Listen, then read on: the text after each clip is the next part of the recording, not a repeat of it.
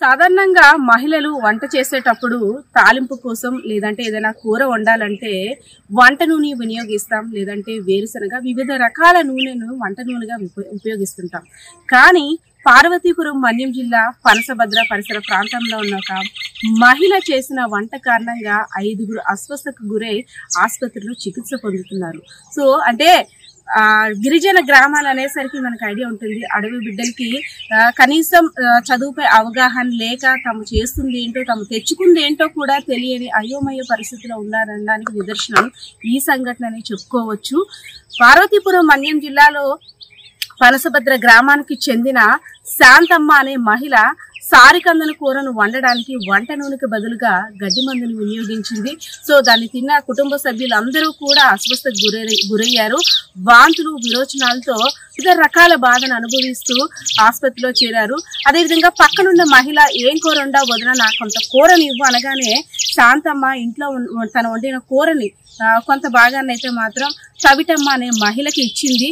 So ఆమెకు కూడా same ఇలానే ఆమెకు కూడా సేమ్ వాంతులు విరోచనాలు కడుపు నొప్పి తీవ్రమైన కడుపు నొప్పితో ఆమె కూడా సతమతమై ఏంటి ఇలా జరిగింది, ఎందుకు జరుగుతుంది అందరూ కూడా అని ఒక ఆలోచనలో పడ్డారు. ఏం తిన్నాం ఏం తాగామనే ఆలోచనలో పడ్డారు. అదేవిధంగా సాయంత్రం కూడా దొండకాయ కూర వండేందుకు శాంతమ్మ రెడీ అయ్యింది. తాలింపు వేయగానే ఒక్కసారిగా ఒక డిఫరెంట్ వాసనని కుటుంబ సభ్యులందరూ కూడా గమనించారు. నూనె వాసన కాదు, ఇదేదో డిఫరెంట్ గా వాసన వస్తుంది, కెమికల్ వాసన వస్తుందని చూడగానే శాంతమ్మ వినియోగించింది వంట నూనె కాదు గడ్డి మందు అని తెలుసుకున్నారు. సో వెంటనే అంబులెన్స్ కి ఫోన్ చేసి సమాచారం ఇవ్వగానే ప్రభుత్వ ఆసుపత్రి వైద్యులు అయితే మాత్రం వారికి చికిత్సను అందిస్తున్నారు. అంబులెన్స్ లో 5గురిని కూడా తరలించారు.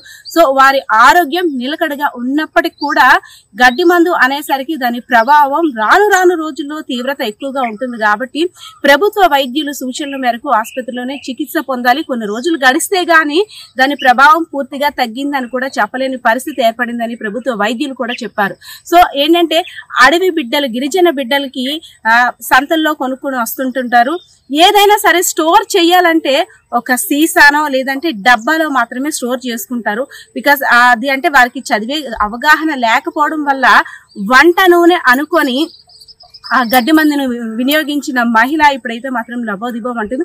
నా చేతులతో చేశానా ఇదంతా కూడా, నాకు చదువు లేకపోవడం వల్ల, నాకు కనీసం జ్ఞానం లేకపోవడం వల్ల ఈ 5గురు అస్వస్థకు గురవడానికి కారణం నేనా దేవుడా, నేనేం పాపం చేశాను అంటూ కూడా ఆమె లబోదిబోం అంటున్న పరిస్థితి. గడ్డి మందుని సూసైడ్ చేసుకోవడానికి లేదంటే గడ్డి మొలవకుండా పొలాల్లో వినియోగిస్తుంటారు. కానీ అభం శుభం తెలియని శాంతమ్మ రుచిగా నలుగురికి వండి పెట్టాలని ఆలోచనతో చేసిన వంటకం ఇప్పుడైతే మాత్రం బెడిసి కొట్టిందని చెప్పుకోవచ్చు. సో ఏదైతేనే సో వంట చేసేటప్పుడు కావచ్చు ఏదైనా మనం వినియోగిస్తుంది ఏంటి 1-2 సార్లు చెక్ చేసుకొని దాన్ని వినియోగించాలని డాక్టర్లు అయితే సూచిస్తున్న పరిస్థితి అయితే కనిపిస్తా ఉంది. కెమెరా పర్సన్ బాలకిషోర్తో పద్మ, ఐడెన్స్ మీడియా, విజయనగరం. ఇంట్లో నూనె అయిపోయిందని గడ్డి మంతు వండించింది. తనకి వండిందని గడ్డి మంతు వండిందని తెలియదు, నూనె అనుకుని కూర వండింది. అది తెలియక మేము 6గురిని తినేసాము. తిన్నాక తెలిసింది అది వండింది నూనెతో కాదు గడ్డి మంతు వండించిందని తెలిసింది. అందుకని హాస్పిటల్కి వచ్చాము. తనకు కూడా తెలియదు అదే మందని, నూనె అనుకుని ఏ కూర వండించింది, అదే పేరకన్న కూర కూడా వండించింది. దానికి మాకన్నా తెలియదు. తర్వాత మళ్ళీ వేరే కూర వండేటప్పుడు మళ్ళా నూనె వేసింది. ఏటిలా మాడిపోయిన చూసరికి ఏ నూనె వేసామనికి ఇదంతరికి తెలిసింది అది నూనె కాదు గడ్డి మంది అని చెప్పారు. నిజంగా ప్రస్తుతం ఉన్నటువంటి సమాజం దేనికి ప్రయారిటీ ఇస్తుంది? ఆర్థిక సంబంధాల చుట్టూ మాత్రమే తిరుగుతుంది. మళ్ళీ ఎన్నికలంగానే చాలా విరక్తి కలుగుతుంది.